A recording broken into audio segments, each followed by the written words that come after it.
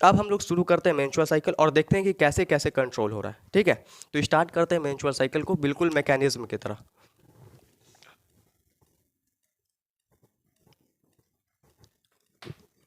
ये मिनार्क और जो तुमको ये बताया ना मेनोपॉज वाला बात, ये सब बात सब लिखा हुआ है। ठीक है, तो खुद से लिख लेना, हम नोट्स भेज दिए हैं उससे लिख देना। अब हम तुमको क्या समझा रहे हैं ये समझो। देखो होगा क्या, हम तुमको देखो जब मेंस्ट्रुअल साइकिल चलता है ना तो दो जगह चेंजेस आते हैं एक साथ। जब मेंस्ट्रुअल साइकिल चलता है तो दो जगह एक साथ चेंजेस आते हैं। हम दोनों को एक साथ ही दिखाएंगे ताकि आपको अच्छे से समझ में आ जाए। समझ में आया बात? देखो जो चेंजेस ओवरी के अंदर होगा उधर उसको हम इधर दिखाएंगे, और जो चेंजेस तुमको यूट्रस के अंदर देखने को मिलेगा, और यूट्रस में भी किसके अंदर चेंज देखने को मिलता है पता है? एंडोमेट्रियम में, बताए थे तुम लोग को चैप्टर 1 में। एंडोमेट्रियम में, समझ आया बात? एंडोमेट्रियम में क्या देखने को मिलता है हमको? यूट्रस के चेंज देखने को मिलता है ड्यूरिंग मेंस्ट्रुअल साइकिल। पता आ चुके हैं, है ना? अब देखो क्या होगा, समझना अच्छे से, इससे क्वेश्चन आएगा।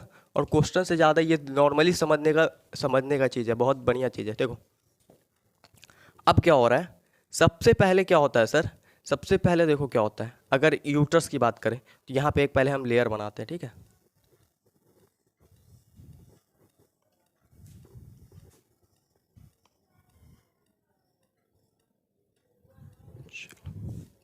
अब देखो क्या होगा। ये तुम्हारा एंडोमेट्रियम था, क्या था? एंडोमेट्रियम। अरे यूट्रस का अंदर वाला लेयर एंडोमेट्रियम।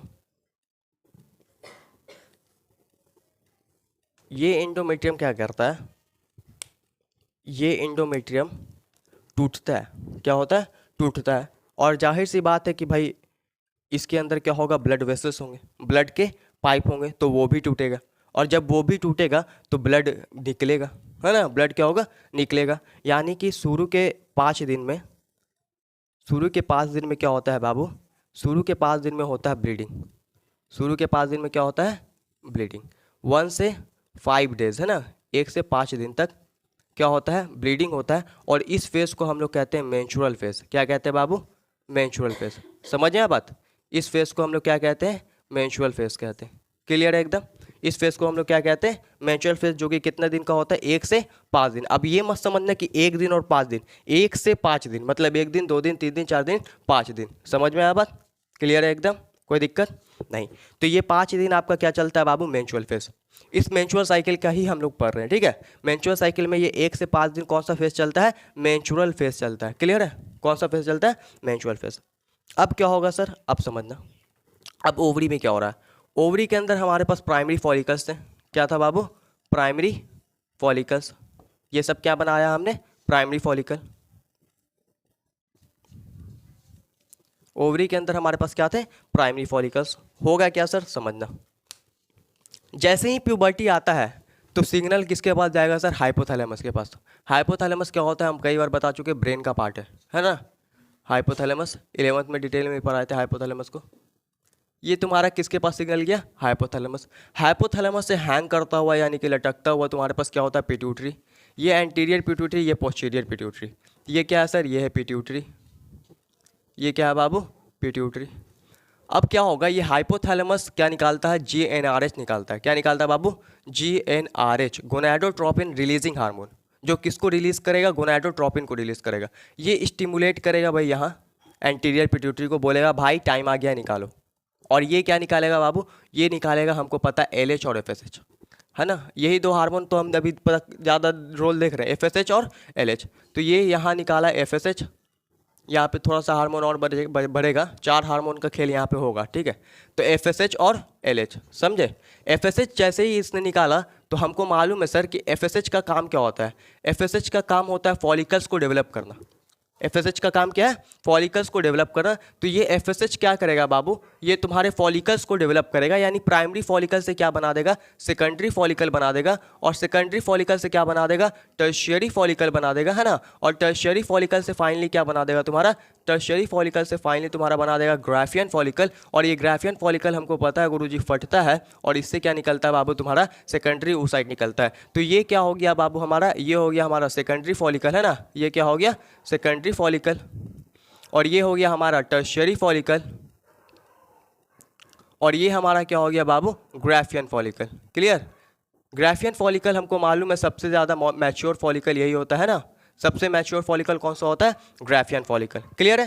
तो ये क्या किया है एफएसएच ने, क्या किया है सर, प्राइमरी फॉलिकल से सेकेंडरी फॉलिकल, सेकेंडरी से टर्शियरी, टर्शियरी से ग्राफियन फॉलिकल। अब ये जो फॉलिकल्स होते हैं, हम तुमको अभी थोड़ा देर पहले बताएं कि जो फॉलिकल्स होते हैं सर उनके अंदर क्या होता है। देखो फॉलिकल्स क्या होता है, ये हमारा एक ऊगोनिया जो क्या किया था, म्योसिस करने गया था, और जो बचा हुआ ऊगोनिया था वो साइड साइड इस तरह से जो है ना लेयर बना लेते हैं, इस तरह से क्या बना लेते हैं, लेयर बना लेते हैं। समझे बात। इन्हें हम लोग ग्रैनुलोसा सेल कहते हैं। क्या कहते हैं बाबू, ग्रैनुलोसा सेल। और इसे हम लोग कहते हैं प्राइमरी oocyte। क्या कहलाएगा, प्राइमरी oocyte। ग्रैनुलोसा सेल और प्राइमरी oocyte मिलाकर तुम्हारा कहलाता है प्राइमरी फॉलिकल। क्या कहलाता है, प्राइमरी फॉलिकल। तो ये जो ग्रैनुलोसा सेल है, क्या इसे हम फॉलिकुलर सेल्स कह सकते हैं। ये जो ग्रैनुलोसा सेल है इसे हम लोग फॉलिकुलर सेल कह सकते हैं। हाँ, तो ये जो फॉलिकुलर सेल्स है यानी कि ग्रैनुलोसा सेल्स, ये क्या निकालते हैं, ये एक हार्मोन निकालते हैं। क्या निकालते हैं बाबू, हार्मोन निकालते हैं, और उस हार्मोन का नाम है एस्ट्रोजन। क्या नाम है, एस्ट्रोजन। अब ये एस्ट्रोजन क्या कराएगा सर, अब ये एस्ट्रोजन क्या कराएगा समझो। ये जो एस्ट्रोजन निकला है तुम्हारा इन फॉलिकल से, ये यूट्रस के अंदर क्या कराता है, यूट्रस के अंदर देखो शुरू में 1 से 5 दिन के अंदर ये जो इंडोमेट्रियम है वो तो तुम्हारा ब्रेक हो के बह गया है ना। तो अब क्या बह ही छोड़ दोगे कि वापस से बनाओगे, वापस से बनाना है, क्योंकि साइकिल का मतलब क्या होता है, जो चीज़ जहाँ से शुरू हुआ गुरुजी वहीं जाके खत्म होगा, जो चीज़ जहाँ से शुरू हुआ वो वहीं जाके खत्म होगा। इसी का मतलब क्या होता है, साइकिल, है ना। तो समझो, तो इसको हमको वापस से बनाना होगा। तो ये जो एस्ट्रोजन क्या करता है, ये वापस से क्या करता है, इसको बनाता है, इंडोमेट्रियम को वापस से क्या करता है, बनाता है, यानी इंडोमेट्रियम को ठीक करता है, थिकनिंग यानी कि मोटा करता है। ठीक है, इंडोमेट्रियम को वापस से बनाता है। समझ में आया कि नहीं आया। इंडोमेट्रियम को क्या करता है, वापस से बनाता है। कौन एस्ट्रोजन, जो ओवरी से निकला, और ये बन कहाँ रहा है सर, यूट्रस में। कहाँ बन रहा है, यूट्रस में।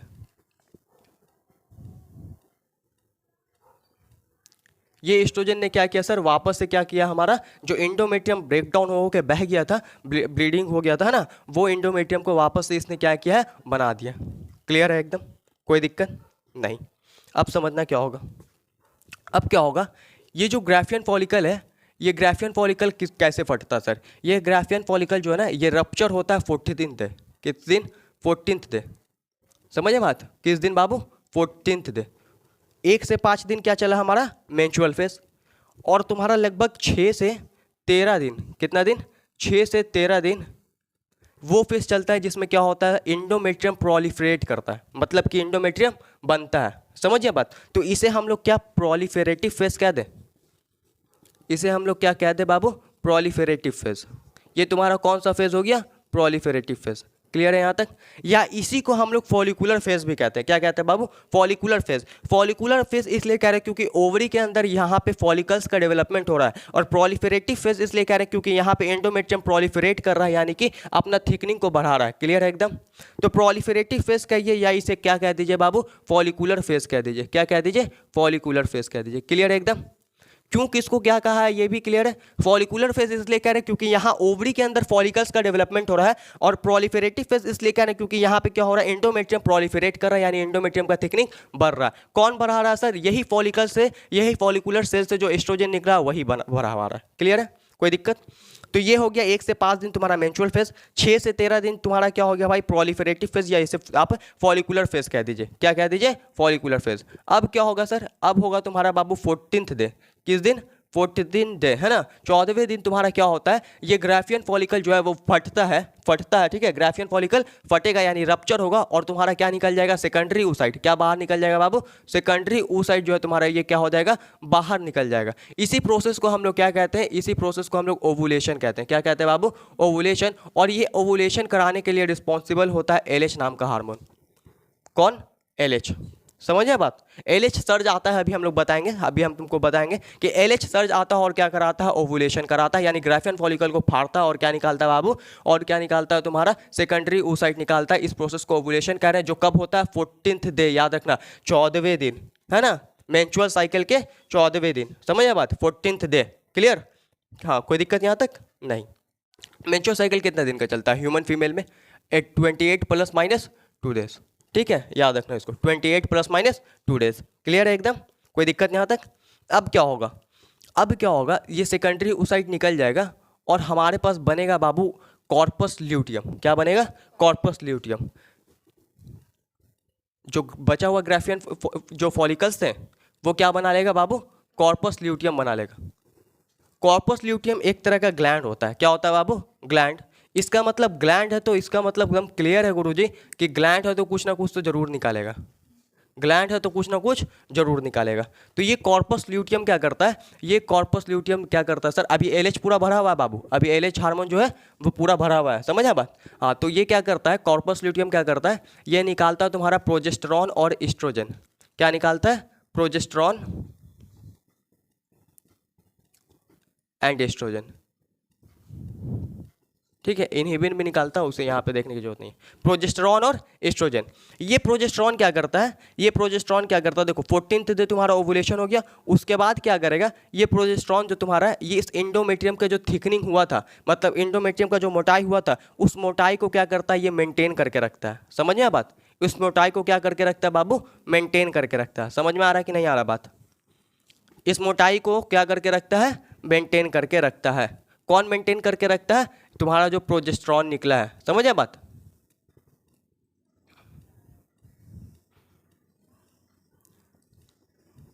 समझ आया बात, इस थिकनिंग को क्या किया है इसने, मेंटेन करके रखा। कौन मेंटेन करके रखता है बाबू, प्रोजेस्टेरॉन। समझ आया बात। यहाँ पे तुमको हाईली क्वाइल्ड, तुमको यहाँ पे हाईली क्वाइल्ड ब्लड वेसल्स भी दिख जाएंगे, है ना, हाईली क्वाइल्ड तुमको यहाँ पे कुछ ब्लड वेसल्स भी दिख जाएंगे।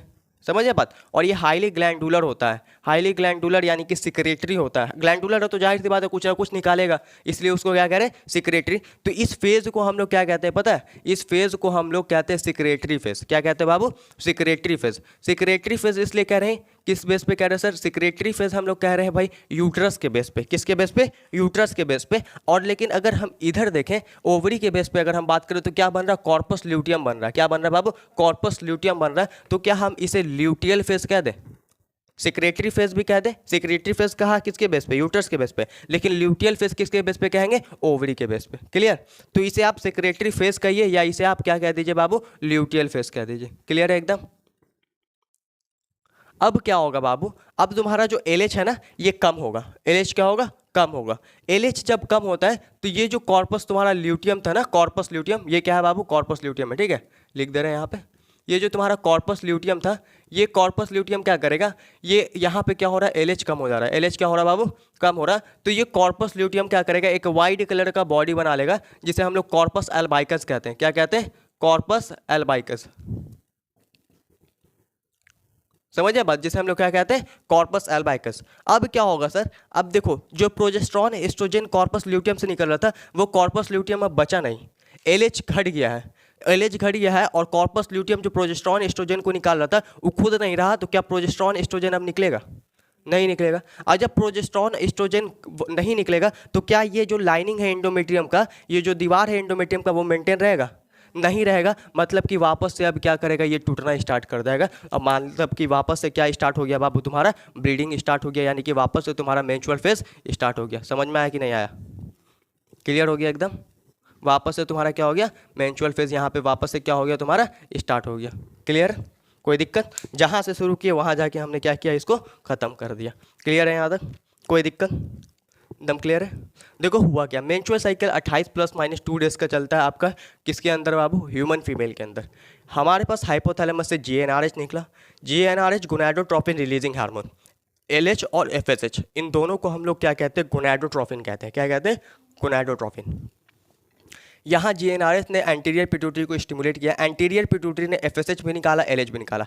एफएसएच कब निकाला सर, जब प्राइमरी फॉलिकल से हमको क्या बना था, सेकेंडरी और टर्शरी और ग्राफियन फॉलिकल, यानी एफएसएच ने क्या किया, फॉलिकल्स का डेवलपमेंट किया। क्या किया, डेवलपमेंट्स ऑफ फॉलिकल किया, है ना। फॉलिकल्स का क्या करवाया इसने, डेवलपमेंट कराया। क्लियर है एकदम, कोई दिक्कत यहाँ तक नहीं।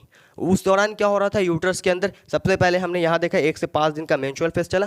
फिर उसके बाद क्या हुआ, इस फॉलिकल्स का जो सेल था, फॉलिकुलर सेल, उसने एस्ट्रोजन नाम का हार्मोन निकाला। ये एस्ट्रोजन क्या कर रहा था, इसके थिकनिंग को बढ़ा रहा था। इसके थिकनिंग को क्या बढ़ा रहा था, एंडोमेट्रियम का जो थिकनिंग जो टूट टूट के पूरा बह गया तो उसको वापस से क्या कर रहा था, बढ़ा रहा था।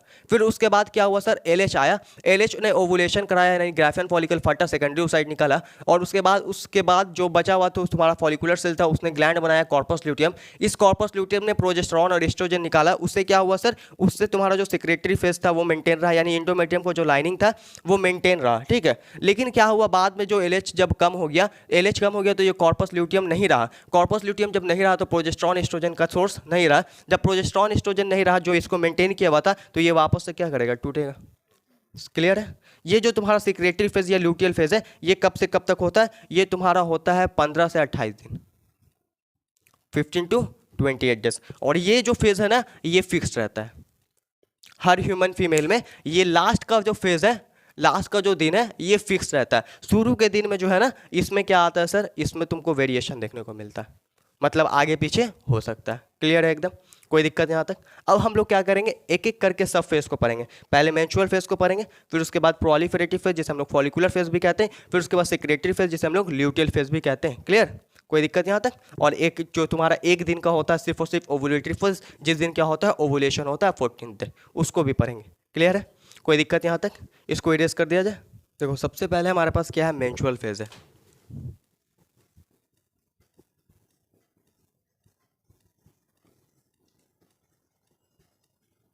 मेंस्ट्रुअल फेज जो कितने दिन का होता है, बताओ खुद से बताओ, आप सब बता चुके हैं, अब सिर्फ लिखेंगे सेपरेट करके।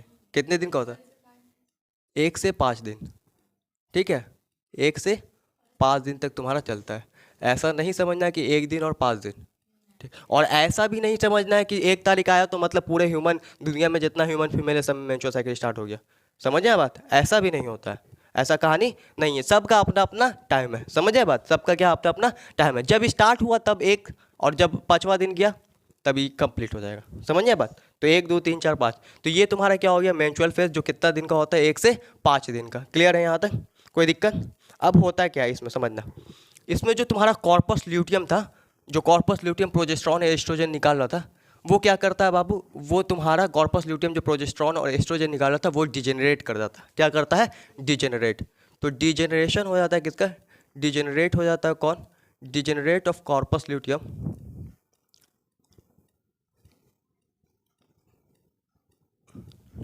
जिसके वजह से क्या होता है, ड्यू टू जो एलएच था ना तुम्हारा, एलएच नाम का हार्मोन, एलएच नाम का हार्मोन वो क्या हो जाता है, डिक्रीज हो जाता है, due to decrease of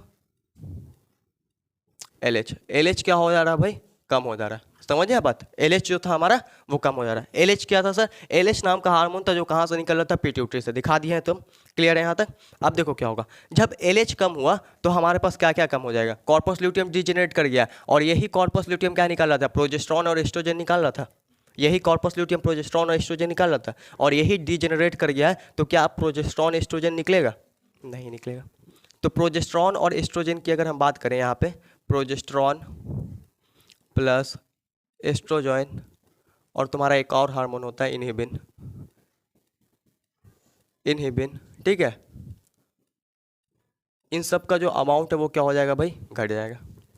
progesterone oestrogen inhibin का जो अमाउंट है वो घट जाएगा। अब प्रोजेस्टेरॉन क्या करता था सर, ये लोग करते क्या थे सर, ये लोग मेंटेन करते थे बाबू एंडोमेट्रियम को। किसको मेंटेन करते थे, हम तुमको बताया ना, ये सब क्या करता था, एंडोमेट्रियम को क्या करता था, मेंटेन करता था। अब एंडोमेट्रियम को मेंटेन करने वाला बचा ही नहीं, तो क्या एंडोमेट्रियम मेंटेन होगा, ये सब क्या करते थे, मेंटेन करता था एंडोमेट्रियम को। लेकिन एंडोमेट्रियम को मेंटेन करने वाला बचा नहीं, तो क्या हो जाएगा बाबू, तो तुम्हारा ब्रेक डाउन हो जाएगा, है ना।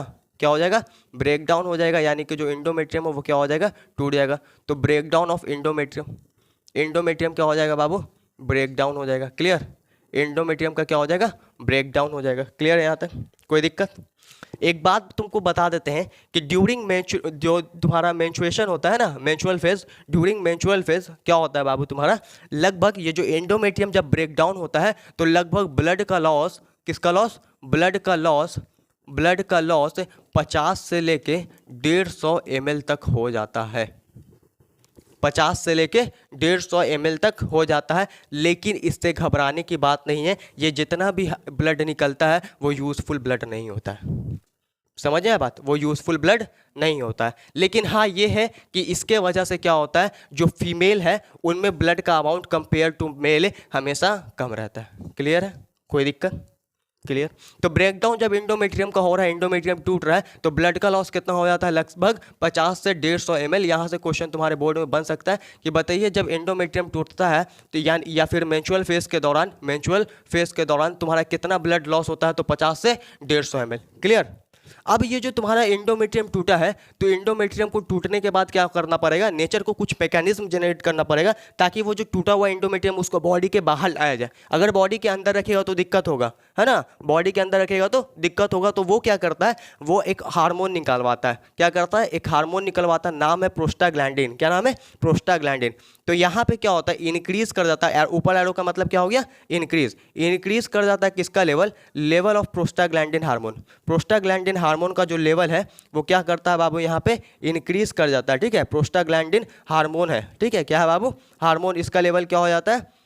इंक्रीज कर जाता है, जिसके वजह से क्या होता है? जिसके वजह से यूट्रस में, किसमें? यूट्रस में, क्योंकि यूट्रस में ही ना टूटा है इंडोमेट्रियम। क्या है? यूट्रस के अंदर वाला दीवार। तो यूट्रस में कॉन्ट्रैक्शन होगा, जाहिर सी बात है, कॉन्ट्रैक्शन कराएंगे तब ना निकलेगा। ठीक है, तो यूट्रस में क्या होगा? कॉन्ट्रैक्शन होगा। तो इसके वजह से क्या होता है? कॉन्ट्रैक्शन होता है किसमें? इसके वजह से क्या होता है? कॉन्ट्रैक्शन होता है किसमें? कॉन्ट्रैक्शन इन यूट्रस। और जब यूट्रस में कॉन्ट्रैक्शन होगा तो फाइनली तुम्हारा जो ब्लड है वो क्या हो जाएगा? ब्लड जो है तुम्हारा फाइनली क्या हो जाएगा? Blood is sludge out. Sludge out का मतलब बाहर निकल जाएगा। क्लियर है एकदम? ब्लड इज क्या हो जाएगा? Finally sludge out. तो ये तुम्हारा हो गया बाबू मेंस्ट्रुअल फेज। क्लियर है? मेंस्ट्रुअल फेज बहुत ज़्यादा हार्ड नहीं लगा। वही चीज़ जो पहले बताएं वही चीज़ लिखें, बस एक पॉइंट ऐड किए हैं। क्लियर। तो मेंस्ट्रुअल फेज जो है सर वो 1 से 5 दिन का होता है। डीजेनरेट होता है कॉर्पस ल्यूटियम, जिसकी वजह से एलएच डिक्रीज होता है।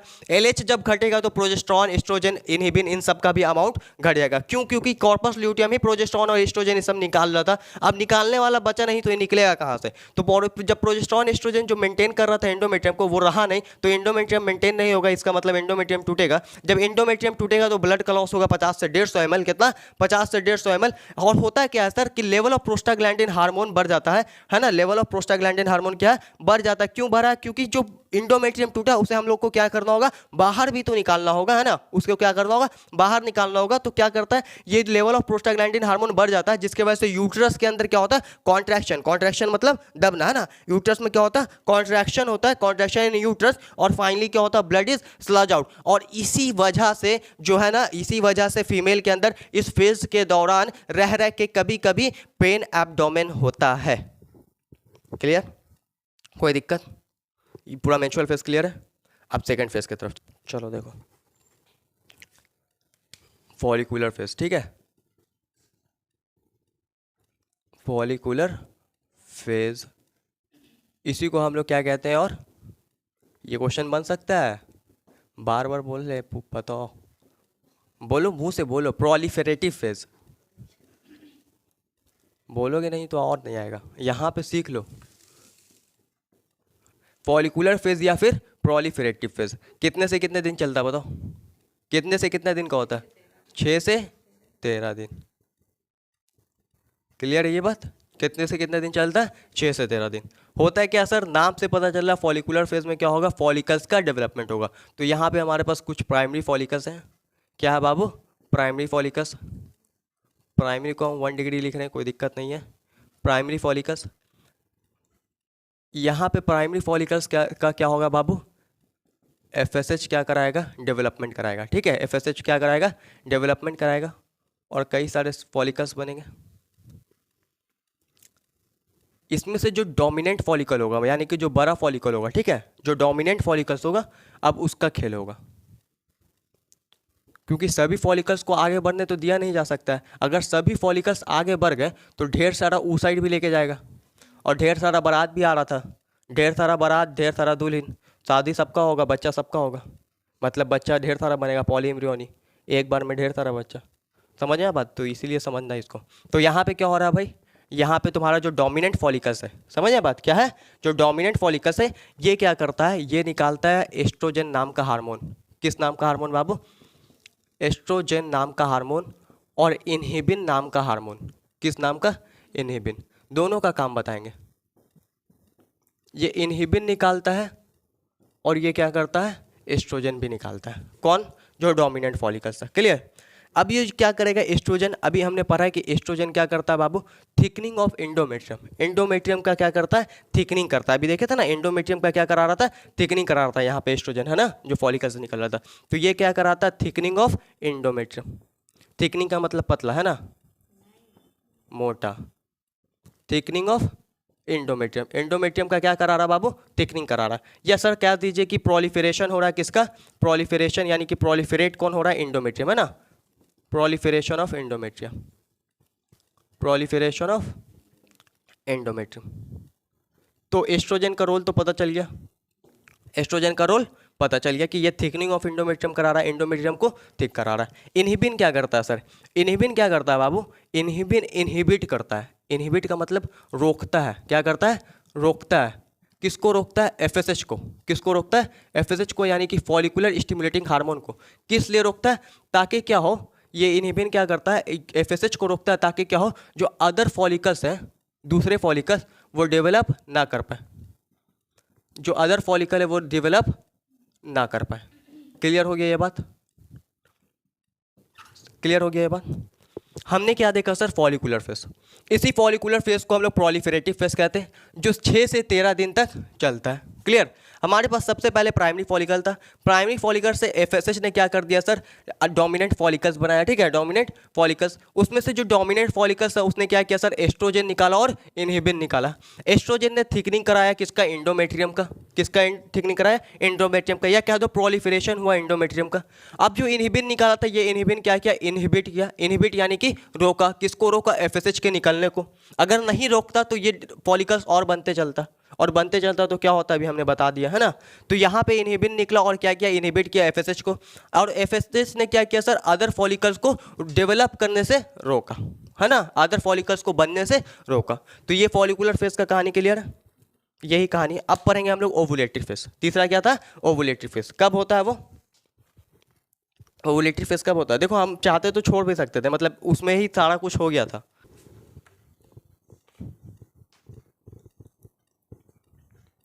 अब देखो ओवुलेटरी फेज में क्या होगा, ओवुलेटरी फेज में हमको पता है सर ये कब होता है, पहले ये बताओ, 14th डे, 14वें दिन, ठीक है, 14th डे। इधर देख, ओवुलेटरी फेज में क्या होता है, ओवुलेशन होता है, यानी कि ग्राफियन फॉलिकल जो आपका फटता है, रप्चर होता है, और फाइनली क्या होता है, ग्राफियन फॉलिकल आपका फटता है और क्या निकलता है, सेकेंडरी oocyte निकलता है। क्लियर। तो हम क्या लिखेंगे, at the end of follicular phase, at the end of follicular phase, follicular phase के एंड में, है ना, at the end of follicular phase, at the end of follicular phase क्या होता है हमारे पास, at the end of follicular phase, जब फॉलिकुलर फेज का जब एंड आता है तो हमारे पास जो ग्राफियन फॉलिकल है वो क्या करता है बाबू, रप्चर होता है ना, ग्राफियन फॉलिकल रप्चर होता है और सेकेंडरी oocyte निकालता है। तो उससे पहले क्या होता है, जब ग्राफियन फॉलिकल रप्चर होने से पहले अपना साइज को पूरे तरीके से बढ़ा लेता है, समझ बात। तो ये क्या करता है, इंक्रीज हो जाता है क्या बाबू, increase size of Graafian follicle. जो हमारे पास ग्राफियन फॉलिकल था वो फटने से पहले पूरे तरीके से क्या करेगा, अपने साइज को बढ़ा लेगा। तो आप देखो ये ग्राफियन फॉलिकल ने पूरे तरीके से अपने साइज को क्या किया बाबू, बढ़ा लिया। ये क्या है हमारा, ग्राफियन फॉलिकल है, ठीक है, ये क्या है, ग्राफियन फॉलिकल। अब एक बात हमको बताओ, एक बाल्टी में थूक भरना है तो जितना ज़्यादा आदमी रहेगा उतना ज़्यादा थूक भरने में आसानी होगा, है ना, समझ गए अपन। तो देखो होता क्या है, यहाँ पे देखो, यहाँ पे समझना, ये ग्राफियन फॉलिकल देखो, अगर प्राइमरी फॉलिकल रहता तो एस्ट्रोजन कम निकलता, सेकेंडरी रहता तो थोड़ा ज़्यादा निकलता, टर्शियरी रहता तो थोड़ा और ज़्यादा निकलता। लेकिन ग्राफियन फॉलिकल में सबसे ज़्यादा फॉलिकुलर सेल है जो एस्ट्रोजन निकालते हैं, तो सबसे ज़्यादा एस्ट्रोजन यहीं से निकलेगा, ग्राफियन फॉलिकल से। तो यहाँ से क्या निकलता है, यहाँ से निकलता है एस्ट्रोजन, और एस्ट्रोजन इतना निकलता है कि एस्ट्रोजन जो है वो पिक पे चल जाता है। पिक पे मतलब अपने चोटी पे चल जाता है। एस्ट्रोजन कहाँ चल जाता है, अपने पिक पे चल जाता है ना। एस्ट्रोजन कहाँ चल जाता है, अपने पिक पे, एट पिक। जैसे ही अपने पिक पे जाता है ये जाके सिग्नल बजाता है कहाँ भैया, हाइपोथैलेमस।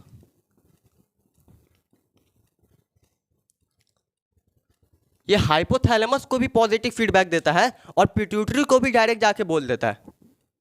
सब हार्मोन क्या कर रहा था बहुत देर तक कि डायरेक्ट जाके किसको बोल रहा था, पहले हाइपोथैलेमस को, लेकिन ये साला इसको भी जाके पॉजिटिव फीडबैक देता है और उसके बाद क्या करता है, इसको भी जाके पॉजिटिव फीडबैक देता है। तो इससे क्या होगा, इसने क्या दिया, पॉजिटिव फीडबैक या निगेटिव, पॉजिटिव, पॉजिटिव। और इससे क्या होगा सर, यहाँ से हाइपोथैलेमस से निकलेगा जीएनआरएच। क्या निकलेगा बाबू, जीएनआरएच, मालूम है हम लोग को, है ना। ये एंटीरियर पिट्यूटरी, ये पोस्टीरियर पिट्यूटरी। जब ये एस्ट्रोजन जाके डायरेक्ट जब पॉजिटिव फीडबैक एंटीरियर पिट्यूटरी को देता है, तब ये एंटीरियर पिट्यूटरी जो है ना तुम्हारा बाबू, ये एलएच निकाल देता है। क्या निकालता है, एलएच निकालता है। समझे बात, एलएच निकालता है। और यहाँ से भाई हाइपोथैलेमस को भी सिग्नल दिया, तो हाइपोथैलेमस जीएनआरएच निकालेगा, और जीएनआरएच भी जाके एंटीरियर पिट्यूटरी को बोलेगा, तो फिर से एलएच निकलेगा, है ना। फिर से क्या निकलेगा, एलएच निकलेगा, और एफएसएच भी निकलेगा। और क्या निकलेगा, एफएसएच भी। देखो यहाँ पे एलएच ज़्यादा निकल रहा है, एलएच क्या हो रहा है, ज़्यादा निकल रहा है, इसलिए हम लोग कहते हैं एलएच सर्ज। क्या कहते हैं, एलएच सर्ज आ गया। क्या आ गया, एलएच सर्ज आ गया, ठीक है, एलएच सर्ज आ गया। और यही एलएच सर्ज जो है तुम्हारा रिस्पॉन्सिबल होता है ओवुलेशन के लिए। किस लिए बाबू, ओवुलेशन के लिए, ओवुलेशन के लिए, यानी कि जो तुम्हारा ग्राफियन फॉलिकल के अंदर सेकेंडरी ओसाइट था उसको निकालने के लिए। क्लियर, कोई दिक्कत यहाँ तक। देखो हुआ क्या है, निकल रहा था दोनों, देखो मेरे हाथ को देखना, निकल रहा था दोनों। एफएसएच भी भर रहा था धीरे धीरे, एलएच भी भर रहा था। शुरू में एफएसएच धीरे धीरे धीरे धीरे भरा, एलएच भी भर रहा धीरे धीरे। लेकिन एलएच के साथ क्या हुआ, एक बैग आगे बढ़ गया। क्यों आगे बढ़ गया, क्योंकि एस्ट्रोजन ने क्या किया है, दोनों जगह से निकलवा दिया है एलएच को, है ना। इसीलिए एक बैग क्या हो गया, बढ़ रहा था दोनों, एफएसएच बढ़ रहा, ये भी पीछे पीछे आ रहा, लेकिन एक बैग क्या हुआ, ये ज़्यादा तेजी से बढ़ गया। समझ में आया बात, क्लियर है एकदम। तो ओवुलेशन वाला फेज क्लियर है। ओवुलेटरी फेज, ओवुलेटरी फेज में क्या होता है सर, 14th डे होता है। And of follicular phase, increase कर देता है साइज ग्राफियन फॉलिकल का। ग्राफियन फॉलिकल का साइज इंक्रीज कर गया है, इसलिए एस्ट्रोजन बहुत ज़्यादा निकला है ना। एस्ट्रोजन क्या हुआ है, बहुत ज़्यादा निकला है, एस्ट्रोजन बहुत ज़्यादा निकला, एकदम एट पिक, अपने पिक पे चल गया। और पॉजिटिव फीडबैक दिया हाइपोथैलेमस को, और पॉजिटिव फीडबैक दिया पिट्यूटरी को, एंटीरियर पिट्यूटरी को। हाइपोथैलेमस ने निकाला जीएनआरएच, एंटीरियर पिट्यूटरी पहले एक बार एलएच निकाल चुका था, जीएनआरएच गया एंटीरियर पिट्यूटरी को स्टिमुलेट किया, तो फिर से एलएच और एफएसएच निकला। एलएच ज़्यादा हो गया, एलएच ज़्यादा हो गया, तो इसलिए हम कहेंगे कि एलएच सर्ज आ गया, एलएच बहुत तेजी से बढ़ गया, है ना। और यही रिस्पॉन्सिबल होता है किस लिए, ओवुलेशन के लिए। क्लियर, क्लियर है, कोई दिक्कत यहाँ तक। अब लास्ट फेज पढ़ेंगे हम लोग कौन सा, ल्यूटियल फेज, जिसे हम लोग सेक्रेटरी फेज भी कहते हैं। क्लियर, देखो अब ये हमारा लास्ट फेज कौन सा है बाबू, ल्यूटियल फेज, या इसे हम लोग और क्या कहते हैं, सेक्रेटरी फेज। सेक्रेटरी फेज कब से कब तक चलता है, यही एक फेज है जो फिक्स होता है, यही एक फेज है जो फिक्स होता है, बाकी सब वैरी करेगा। ठीक है, ऐसा नहीं है कि एकदम 14th डे बता दिया एनसीईआरटी तो 14वें दिन ही ओवुलेशन होगा। समझ आ बात, ऐसा नहीं है। एक देखो एक फॉर्मूला भी होता है डे ऑफ ओवुलेशन निकालने का, तो जो आपका मेंस्ट्रुअल साइकिल का डेट होता है उसमें माइनस कर दोगे ना 14 डे, तो डे ऑफ ओवुलेशन निकल जाएगा। वो पर ज़्यादा जानने की जरूरत नहीं है, ठीक है। तो हम लोग क्या देख रहे हैं, ल्यूटियल फेज या सेक्रेटरी फेज, एकलौता फेज जो क्या होता है, फिक्स होता है। कब से कब तक होता है सर, ये तुम्हारा चलता है 15 से 28 दिन, है ना, 15 to 18 डे। क्लियर है, 15 to 28 डे। क्लियर, इस फेज को हम लोग क्या कहते हैं, ल्यूटियल फेज या सेक्रेटरी फेज। इसमें क्या होता है बाबू, इसमें तुम्हारा फॉर्मेशन होता है कॉर्पस ल्यूटियम का, हमने अभी देखा था। इसमें क्या होता है, फॉर्मेशन होता है कॉर्पस ल्यूटियम का, यानी कि कॉर्पस ल्यूटियम जो है वो बनता है। क्या बनता है तुम्हारा, कॉर्पस ल्यूटियम बनता है। अब कॉर्पस ल्यूटियम बन रहा है सर, तो यही कॉर्पस ल्यूटियम तो निकलवाता था, क्या निकलवाता था बताओ, यही कॉर्पस ल्यूटियम क्या निकालता था, रिलीज करता था क्या, प्रोजेस्टेरॉन और एस्ट्रोजन, याद है। यही कॉर्पस ल्यूटियम क्या निकाल रहा था, प्रोजेस्टेरॉन और एस्ट्रोजन। बस 3-4 को हार्मोन का खेल है पूरा का पूरा मेंस्ट्रुअल साइकिल, गौर किए होगे, प्रोजेस्टेरॉन और एस्ट्रोजन, है ना, प्रोजेस्टेरॉन और एस्ट्रोजन। कौन निकलवा रहा है, यही कॉर्पस ल्यूटियम क्या रिलीज कर रहा है बाबू, यही कॉर्पस ल्यूटियम रिलीज कर रहा है प्रोजेस्टेरॉन और एस्ट्रोजन। प्रोजेस्टेरॉन क्या करता था सर, वही बात को लिखेंगे कि ये मेंटेन करता था, किसको मेंटेन करता था बताओ, अरे नाम तो बोल दो, अब इतना बार बोल दिए। मेंटेन करता था एंडोमेट्रियम को, है ना, एंडोमेट्रियम को मेंटेन करता था। और ये एस्ट्रोजन क्या करता था, ये अगेन काम पर क्या करवाता था भाई, थिकनिंग करवाता था। अगेन थिकनिंग ऑफ किसका थिकनिंग करवाता था, एंडोमेट्रियम का। एंडोमेट्रियम को ये क्या करवाता था, मोटा करवाता था। और जो मोटा हुआ एंडोमेट्रियम है उसको मेंटेन कौन करता था, प्रोजेस्टेरॉन। समझिए बात, मोटा हुआ जो तुम्हारा एंडोमेट्रियम उसको मेंटेन कौन करता था, प्रोजेस्टेरॉन। क्लियर है ये बात, कोई दिक्कत यहाँ तक नहीं। अब एक बात याद रखना, ये जो प्रोजेस्टेरॉन है ना बाबू, ये जो तुम्हारा प्रोजेस्टेरॉन है रिस्पॉन्सिबल होता है थर्मोजेनिक इफेक्ट के लिए। थर्मोजेनिक इफेक्ट का मतलब कि देखना, ओवुलेशन के दौरान जब ओवुलेशन होता है तो 14वें दिन, मतलब जब भी हो ओवुलेशन, तो उस टाइम क्या होता है, फीमेल के अंदर बॉडी का टेम्परेचर हल्का बढ़ा होता है। समझिए बात, हल्का बॉडी का टेम्परेचर बढ़ा होता है, समझिए बात। तो ये जो प्रोजेस्टेरॉन नाम का हार्मोन है ना, यही रिस्पॉन्सिबल होता है किस लिए, उस थर्मोजेनिक इफेक्ट के लिए। वो जो टेम्परेचर बढ़ा हुआ ना बॉडी टेम्परेचर, उसको हम लोग थर्मोजेनिक इफेक्ट कह रहे हैं। तो उस थर्मोजेनिक इफेक्ट के लिए कौन सा हार्मोन रिस्पॉन्सिबल होता है, प्रोजेस्टेरॉन। तो इसी एक बात को लिखेंगे हम सिर्फ कि क्या होगा सर, ये जो प्रोजेस्टेरॉन है वो रिस्पॉन्सिबल होता है किस लिए बाबू, ये जो प्रोजेस्टेरॉन है ये रिस्पॉन्सिबल होता है, रिस्पॉन्सिबल फॉर थर्मोजेनिक इफेक्ट, है ना, थर्मोजेनिक इफेक्ट। थर्मोजेनिक इफेक्ट के लिए ये जो आपका प्रोजेस्टेरॉन था ये रिस्पॉन्सिबल होता है। थर्मोजेनिक इफेक्ट कहने का मतलब सर कि बॉडी का जो टेम्परेचर है वो क्या होगा, इंक्रीज। बॉडी का टेम्परेचर है वो जो थोड़ा सा बढ़ जाएगा। समझ में बात, क्लियर है यहाँ तक, कोई दिक्कत यहाँ। तो अब देखो होता क्या, एट द एंड ऑफ अगर इस फेज के एंड की बात करें, eight the end of luteal phase,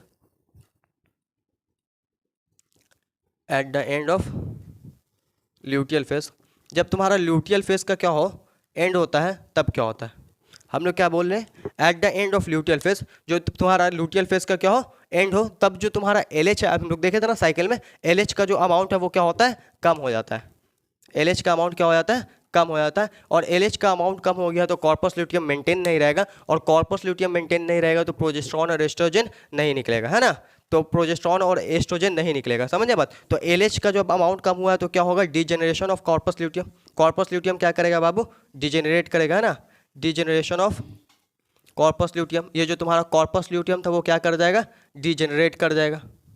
ये जो तुम्हारा कॉर्पस ल्यूटियम था वो क्या करेगा, डिजेनरेट कर जाएगा। Clear, degeneration of corpus luteum, समझिए बात। तो जब कॉर्पस ल्यूटियम डिजेनरेट कर गया तो प्रोजेस्टेरॉन और एस्ट्रोजन ना निकलेगा, और प्रोजेस्टेरॉन एस्ट्रोजन ना निकलेगा तो क्या एंडोमेट्रियम का लाइनिंग मेंटेन रहेगा, एंडोमेट्रियम मेंटेन रहेगा नहीं। तो फिर क्या होगा बाबू, फिर वो क्या करेगा, टूटेगा, यानी कि क्या होगा, finally break down of endometrium, break down of endometrium. जहाँ से शुरू किए थे वहाँ आके हम ख़त्म कर दिया। इसी को गुरुजी कहते हैं साइकिल।